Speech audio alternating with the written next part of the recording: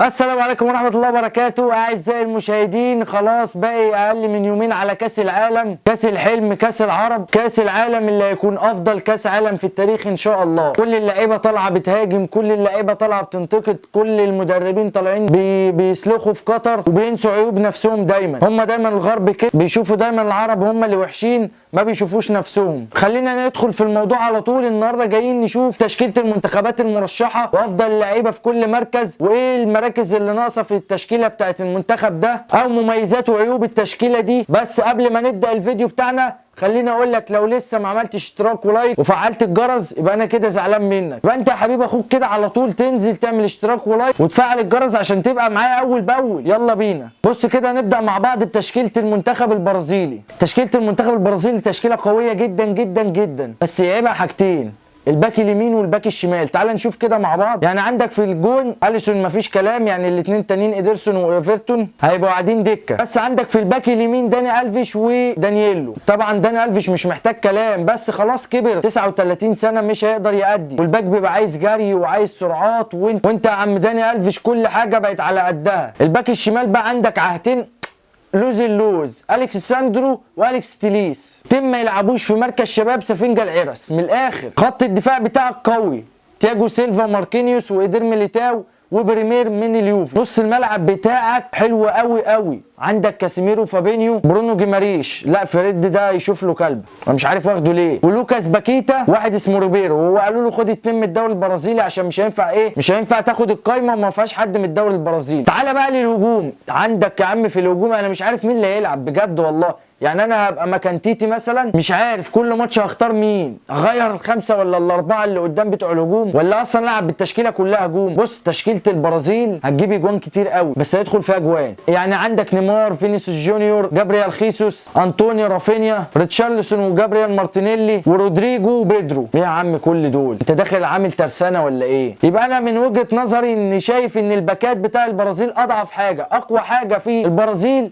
خط الهجوم بتاعها. ندخل على المنتخب اللي بعده ونفضل في امريكا الجنوبيه ونشوف الارجنتين في حراسه المرمى طبعا ايميليانو مارتينيز هو اللي هيلعب. خط الدفاع بتاعها برضو خط الدفاع بتاعها قوي، خط الدفاع بتاعها مش قوي جدا لكنه حلو. عندك اتنين صعب قوي ان انت تروجهم، اللي هو ليساندرو مارتينيز وروميرو. عندك الظاهرين الباك اليمين والباك الشمال برضو مش قد كده. نيجي لخط النص بقى بتاع الارجنتين، لا خط النص قوي برضو جدا، اللعيبه عندها بدني وقوه والتحامات وسرعات، واللعيبه بتعرف تصنع لعب. يعني عندك في خط النص رودريجو ديبول، ولياندرو بارديس، واليكسيس ماك اليستر، واليخاندرو بابو جوميز، وانزو فرنانديز، وبالاسيوس. نيجي بقى الهجوم برضو اللي قوي جدا بقياده الاسطوره ليو ميسي. طبعا عندك ليونيل ميسي، انخيل دي ماريا اللي دايما بيبقى في المنتخب بيبقى حاجه تاني، زي ما حسم الكوبا كده، وزي ما بيحسم ماتشات كتير جدا في زي كاس العالم بتاع 2014 كان مؤثر بشكل كبير قوي. لوتارو مارتينيز اللي فايق من اول الموسم، جوليان الفاريز اللي مكسر الدنيا مع السيتي مع انه بديل بس لسه لاعب صغير، باولو ديبالا اللي عامل موسم قوي قوي مع روما لولا ان اصابته جت في وقت وحش، ونيكولاس جونزاليس، وخواكين كوريا. ابرز لاعب في المنتخب طبعا من غير كلام يعني الاسطوره دي ماريا. لا يا عم بهزر معاك، ميسي طبعا ابرز لاعب في المنتخب وقوه ضربه للارجنتين، وهيوصل مع الارجنتين السنه دي لمكان بعيد. ننقل بعديها على منتخب اسبانيا. منتخب اسبانيا القايمه حلوه، بس انا عبت على انريكي وبقول عليه ميكانيكي لسبب واحد: انا بحب الكوره بتاعت اسبانيا وبحب اسبانيا، بس انت عامل لعيبه شباب واللعيبه بتحبك وبيلعبوا معاك كوره حلوه عشان بيحبوك وانت بتحبهم وبتدعمهم. ليه مش واخد حد خبره معاك؟ يعني كان لازم يبقى راموس موجود، لازم يبقى دخيا موجود، يوناي سيموني انت بتحبه وبتلعبه اساسي بس مستواه من اول الموسم مش حلو. هي دي الفكره كلها، كان لازم تدعم بناس خبره معاك عشان تلاقي توليفه حلوه في التشكيله. اسباز برضو انت بتفتقد المهاجم، كان لازم يبقى عندك اسباز من هدافين الدوري كل سنه. عندك خدت في حراسه المرمى يوناي سيمون وديفيد برايا وروبرت سانشيز. عندك في الدفاع باو توريس وجوردي ألبا، خوسي جايا، وهوجو جيلامون، وإيريك جارسيا، وأسبليكويتا، كارفاخال، وإمريك لابورت. برضو إمريك لابورت من أول موسم ما بيلعبش وكان مصاب. إيريك جارسيا برضو مقدم مستويات زي الزفت من أول موسم. طيب في خط النص بوسكيتس ورودري وبيدري وكوكي وجافي وكارلوس سولير وماركوس يورينتي. بوسكيتس ده بقى مع برشلونة بيبقى حاجة ومع منتخب أسبانيا وإنريكي حاجة تانية. لا والله ما بهزر، بتكلم بجد. بس أنت شوف هو بيعمل إيه مع برشلونه من اول الموسم هتتفرج عليه في كاس العالم. لو طلع وحش يبقى هو مستواه ده كده على طول، لو طلع حلو يبقى انا قلت جمله مفيده. خط الهجوم بتاع منتخب اسبانيا انا بعتبره ان هو الخط الاضعف مع المنتخب، مش الهجوم كامل هو اللي ضعيف، بس مفيش راس حربه بيخلص، دايما بيعتمد على موراتا، وموراتا مستوياته انت عارف عامل زي اللامؤاخذه كده. عندك سارابيا ونيكو ويليامز واسينسيو، موراتا وانسو فاتي ويرمي بينو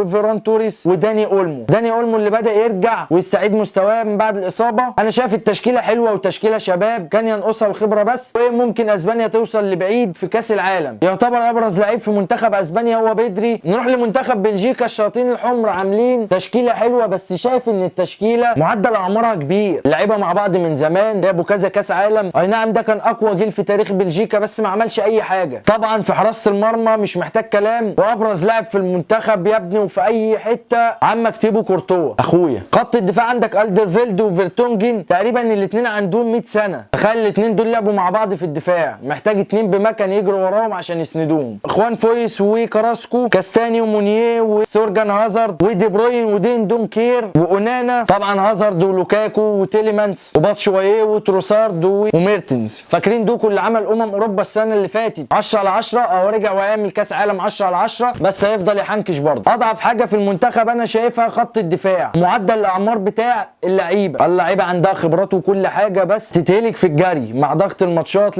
لو بداوا يصعدوا مثلا لدور ال16 ولا لدور ال8 نلاقي الوضع صعب مع منتخبات بتلعب كوره هجوميه وتبقى ضغطهم. ابرز لعيبه المنتخب طبعا قلنا عمك كورتوا اول حاجه، وبعد كده دي بروين. طبعا هو دي بروين رقم واحد، بس انا لازم اقول كورتوا عشان مدريد. وعندك هازارد الميت ولوكاكو الشقيان. كده خلصنا الاربع منتخبات دول، بكره نشوف 4 منتخبات تانيين. مستنيك تقول لي رايك ايه في الكومنتات عن كل تشكيله. ما تنساش ترشح المنتخب اللي انت بتشجعه واللي هو هيفوز بكاس العالم من وجهه نظرك. ابعت دعم اشتراك ولايك يا عم، ما تزهقناش. يلا سلام.